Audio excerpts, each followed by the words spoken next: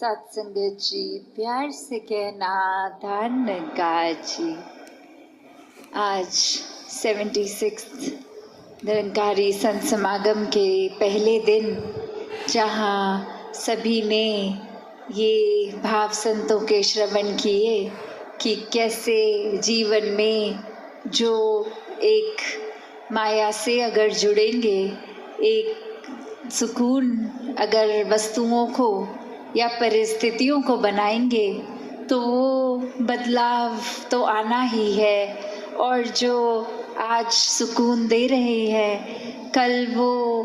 एक परेशानी का कारण भी बन सकते हैं। तो कैसे एक सुकून को हर समय चाहिए, तो क्या करना चाहिए। और आज भी संतों ने यही समझाया कि इस परमात्मा, इस निराकार, इस अविनाशी के साथ जुड़ना है, क्योंकि ये हमेशा से कायम दायम है और रहेगा। इसके साथ कोई बदलाव होगा नहीं। ये बिल्कुल हूबहू जैसा है वैसा ही है, वैसा ही था, वैसा ही रहेगा। तो ये परमात्मा के साथ अगर हम अपना एक पहचान करके पहले फिर इसके साथ प्यार के बंधन में रहेंगे, एक इसको हर समय महसूस करते हुए, एहसास करते हुए रहेंगे, तो फिर ये जीवन वाकई ही कोई भी परिस्थिति का मोहताज नहीं है। फिर तो हर समय ये आनंद, ये सुकून ही जीवन में है, ये शांति, ये कामनेस, ये ब्लिस, हर समय एक यही एहसास। फिर चाहे तन स्वस्थ हो या अस्वस्थ, एक ये सुकून मन का वैसा ही कायम दायम रहेगा। तो ऐसा जीवन संतों ने समझाया है कि ऐसा जीवन जीना एक पॉसिबल है। हर एक के लिए ऐसा जीवन जीना एक मुनासिब है। तो कैसे इसको जिए, तो बात वही कि परमात्मा से जुड़ के हर समय के सुकून में रहें। और अब अगर आगे सोचें कि ये ब्रह्म ज्ञान भी जीवन में आ गया, एक निराकार के एहसास में भी रहने लगे, सेवा सुमरन सत्संग भी करने लगे, पर एक मन का बदलाव अगर नहीं है तो फिर ये ज्ञान भी मन में नहीं टिकता। और मन से जुड़ी हुई जो पहली चीज़ आती है वो अहंकार तजना, वो एक समर्पित भाव, मन को एक अपने होने के इस एहसास से हटना होगा और इस परमात्मा के लिए हमेशा अर्पित रहना है, एक सेवा में अर्पित रहना है। तो ये सुकून यहाँ समर्पित होने के बाद जो मिलता है, तो कैसे समर्पण के साथ सुकून। तो अपने जीवन में जहाँ हम समर्पण की बात करते हैं, तो ये समर्पण कैसा समर्पण है। एक समर्पण सिर्फ ये तो नहीं कि कभी अक्सर जीवन में हम देख लेते हैं, हम कह देते हैं कि हमसे कोई सीनियर है, वो कुछ ऑर्डर्स दे रहे हैं और हम करते चले जा रहे हैं। अक्सर किसी ना किसी प्रोफेशन में देखा है, ऑफिसेज में या किसी भी सर्विस में, तो एक सीनियर का ऑर्डर मान लेना या फिर कोई अथॉरिटेटिव पर्सन, कोई टीचर, कोई और इस तरह से जो हम पे कोई बात करते हैं और वो मान लेना, वो अक्सर ये रूप उसका समर्पण का नहीं बन पाता, क्योंकि ये रूप तो वो डर से है कि वो जो कह रहे हैं वो करना ही होगा, वरना नौकरी से निकाल दिए जाएंगे, वरना फिर कोई और इस बात की रेपकशन हो सकती है। तो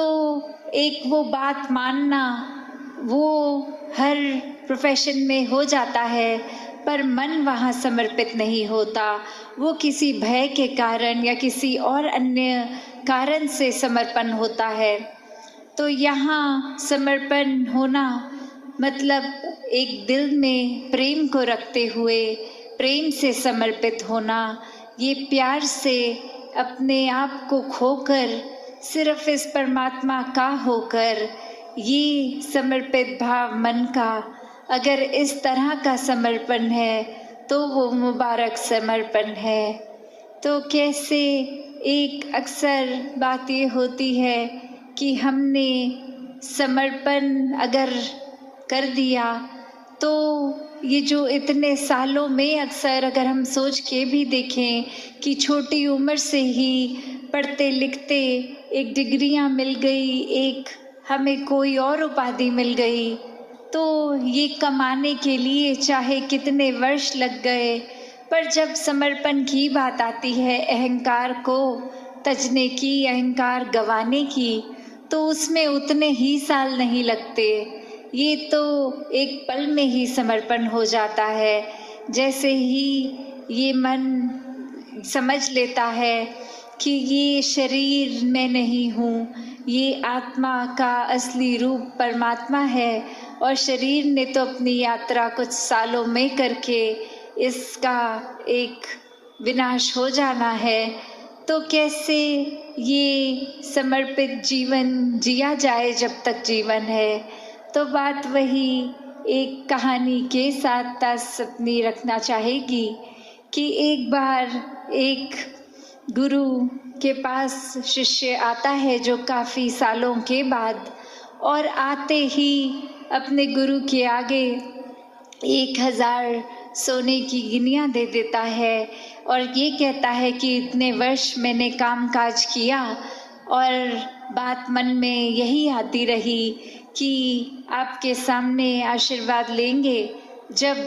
1000 गिनियाँ पूरी हो जाएंगी, और आज ये बोरी भर के आपके पास ये समर्पित करने के लिए आए हैं और आप इसको कबूल कीजिए। वहीं वो गुरु वो लेकर सामान अपने शिष्य से कहता है कि ठीक है, तुमने ये दी, मैंने स्वीकार करी, और अब ये जो सामने नदी बह रही है, सारी की सारी ये गिनियाँ उस पानी में बहा दो। और अब वो शिष्य के मन में सवाल कि क्या ये एक क्या ही बात हुई, इतनी मेहनत जो करी कि गुरु को देंगे और अब वो दे भी दिया,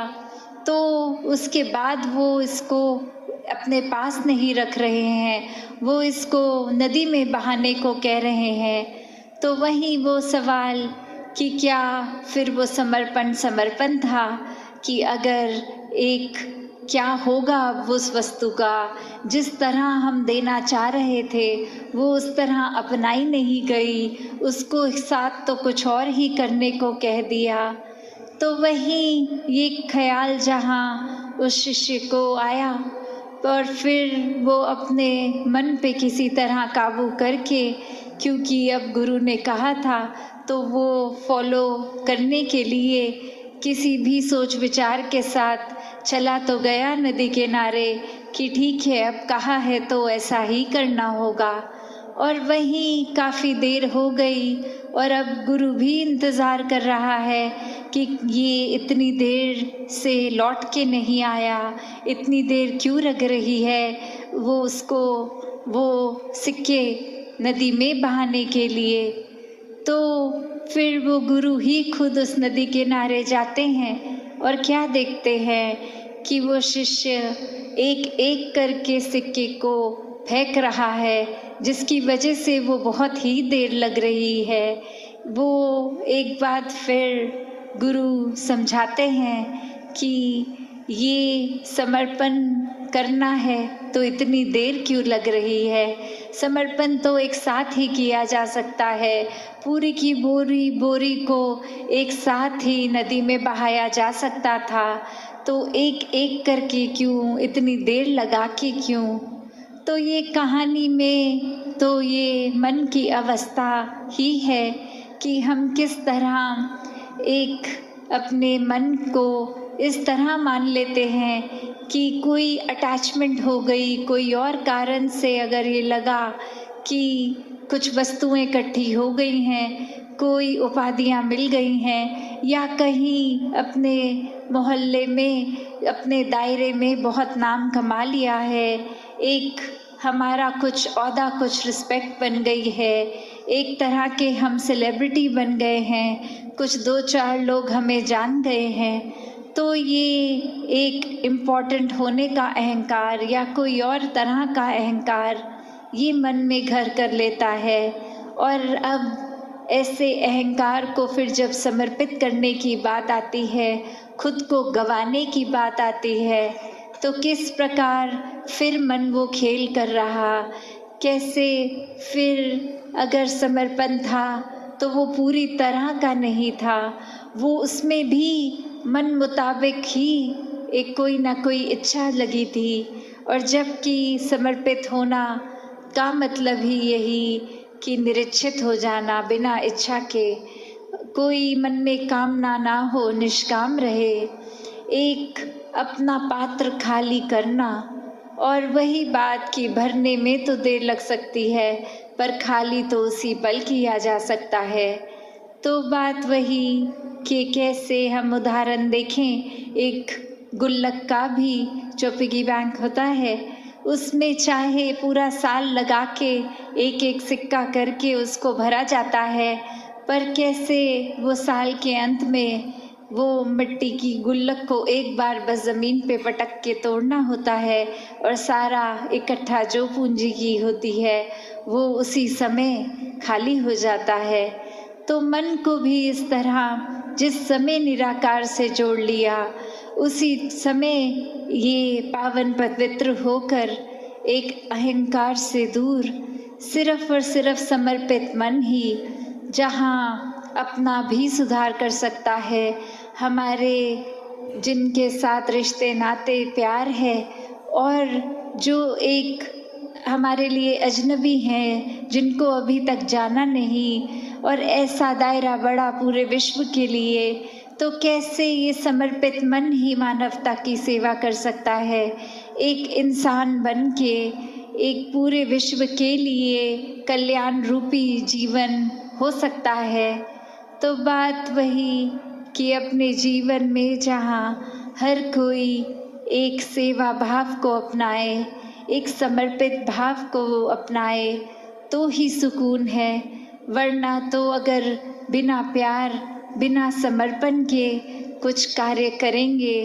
तो वो कोई और वजह तो ज़रूर हो सकती है, वो प्यार में रचित सुकून नहीं होगा। तो जहाँ परमात्मा को प्राप्त करके हर समय का सुकून मिल सकता है, वहाँ ये अवस्था समर्पण की वो भी होनी ज़रूरी है, वरना कहीं ना कहीं वो सुकून नज़दीक तो आएगा पर छू नहीं पाएगा, वो एक हमारे अंदर घर नहीं करेगा। फिर एक सांसारिक उथल पुथल से मन विचलित हो जाएगा, मन व्याकुल हो जाएगा। तो हर समय जहाँ अपने आप को अपने ही दिमाग में बड़ा ना करा जाए, एक संतों के चरण रज, एक संतों की धूल जैसे, उनके पाँव जैसे खुद को माना जाए, तो ही वाक्य में कुछ हमारा सुधार हो सकेगा। वरना तो वही बात कि जो अपने आप को बड़ा मानेगा वो वाक्य में बड़ा कैसे हो पाएगा, उसे तो अभी बहुत कुछ सीखना होगा। तो जितना ज़्यादा समर्पण का भाव है मन में, उतना ज़्यादा खुद ही को खोना है। तो इस तरह अपने आप को गंवाते चले जाएंगे तो ही एक असल रूप में इंसानियत में एक गिना जा सकेगा। तो मन के भावों को जहाँ इस रूहान के साथ, इस दातार के साथ, इस निराकार के साथ जोड़ा जाए, उतना ही एक जुड़ाव पक्का होता जाएगा, उतना ही मन में ये निराकार बसता जाएगा। और जितना निराकार मन में बसाएंगे उतना ही अपना सुधार होगा। और फिर वही बात जो उदासी अक्सर कहती है कि जब अपने आप का सुधार करके अपने मन को बदल लेंगे तो फिर एक ये बोलने की भी ज़रूरत नहीं है कि हम निरंकारी मिशन से जुड़े हैं, वो कर्म ही हमारा प्रचार है। तो इस तरह एक सुकून में जीवन जो हमें मिला है इस दातार से जुड़ के, वैसे ही पूरी दुनिया के हिस्से भी ये निराकार के जुड़ाव से ये मन का सुकून मिले। वरना तो जैसे दासी अभी पहले भी कुछ घंटे पहले जब माइक आया था तो यही भाव रखे थे कि खुद अपना मन अगर सुकून में नहीं होगा तो किसी से भी मिलें वो बेचैनी कायम रहेगी। कोई भी स्थान पे जाएंगे वो कितना सुंदर दिखने वाला स्थान हो, कितना वो एक प्रकृति का रूप, उसमें एक सुंदरता की मूर्त, पर वहाँ भी सुकून नहीं मिल पाएगा क्योंकि अपना मन ही सुकून में नहीं है। तो खुद को जहाँ एक पूरी कोशिश करते हुए एक स्थिर मन रखेंगे, एक सहजता में रहेंगे तो ही मन में ठहराव होगा, एक समर्पित भाव जागेगा और समर्पित भाव के वजह से भी ये सुकून जीवन में बना रहेगा। तो जब भी हम खुद को कुछ बड़ा माने तो वहीं ये सुकून खो देते हैं, क्योंकि फिर हमें अगर एहसास होता है कि हमसे बड़ा भी कोई है या फिर कोई हमने अपनी जमा पूंजी राशि से कोई सामग्री ली, कुछ और गाड़ी घर इत्यादि, तो जैसे ही किसी का अपने से बड़ा देखेंगे तो फिर मन व्याकुल हो जाएगा। तो जब बात वही कि ये मान लिया जाए कि ये परमात्मा ने शरीर भी दिया है, इससे हमें अपनी सारी कर्तव्यों को भी पूरा करना है, काम काज करना है और उस मेहनत की कमाई से फिर जितना भी एक ये आर्थिक अवस्था है उसमें से हमने अगर आराम के लिए साधन जोड़ लिए तो उन साधनों से इतना भी मन को नहीं जोड़ना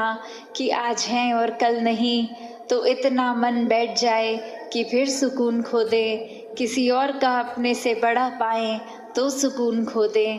तो ये सारी चीज़ें सिर्फ इस्तेमाल के लिए और सदुपयोग के ही काम आए।